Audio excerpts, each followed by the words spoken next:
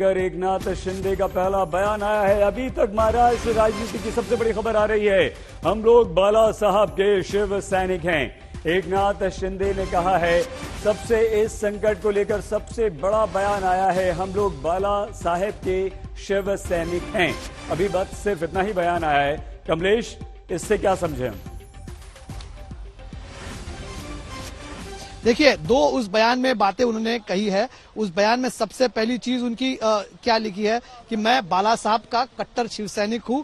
बाला साहब ने हमें हिंदुत्व सिखाया है। बाला साहब के विचार और धर्मवीर आनंद दिघे साहब ने हमें जो कुछ भी सिखाया है, इसके लिए हमने कभी भी सत्ता के लिए न कोई हमने सत्ता के लिए कोई भी ऐसा कदम नहीं उठाया है और नहीं उठाएंगे। सत्ता के लिए हमने गद्दारी नहीं की है और कभी गद्दारी नहीं करेंगे। काफी बड़ा बयान है। जिन आनंद दिघे का नाम यहाँ पर लगातार सुबह से उछल रहा है, आनंद दिघे शिवसेना के कद्दावर नेता थे ठाणे से, और उनका नाम सुबह से लगातार आ रहा है। नारायण राणे ने भी इसको लेकर ट्वीट किया था और अभी एकनाथ शिंदे कह रहे हैं कि हम सत्ता के लिए गद्दारी नहीं करेंगे, लेकिन हमें हिंदुत्व की सीख बाला साहब से मिली। अब हिंदुत्व के लाइन पर आगे जाकर क्या बोलते हैं। हिंदुत्व से जुड़ी हुई पार्टी भाजपा के साथ में क्या ये नजदीक जाने की कोशिश एकनाथ शिंदे कर रहे हैं?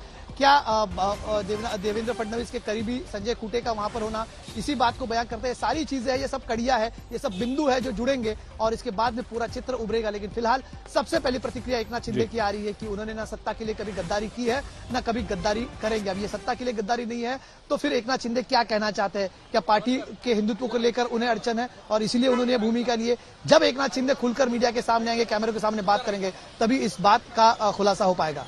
ये एकनाथ शिंदे को हटाने का जो निर्णय आया है उद्धव ठाकरे की तरफ से, कमलेश, क्या ये एनसीपी और कांग्रेस ने कह दिया कि हम तो उद्धव के साथ हैं, हम तो शिवसेना के साथ ही रहेंगे कुछ भी हो जाए? क्या इस आत्मविश्वास के बाद आया है?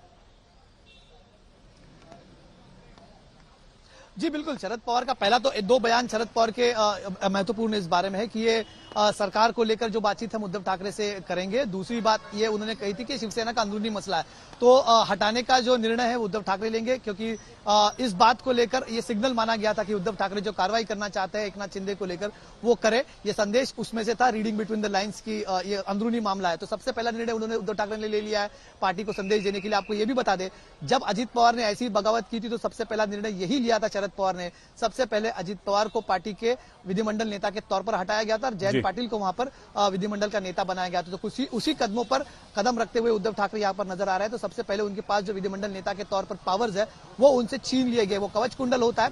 अजित पवार ने उसी विधिमंडल नेता के तौर पर ये पत्र दिया था राज्यपाल के पास, गवर्नर के पास, कि मेरे प्रिय विधायकों का समर्थन है। वो पावर्स विधिमंडल नेता के पास में होती है। उस पावर को, उस कवच कुंडल को सबसे पहले छीन लिया गया है और संदेश दिया गया है कि पार्टी इस ब्लैकमेलिंग के मोड में नहीं है। चर्चा करना चाहे तो चर्चा करे, लेकिन इस तरह से पार्टी पर दबाव ना बनाए।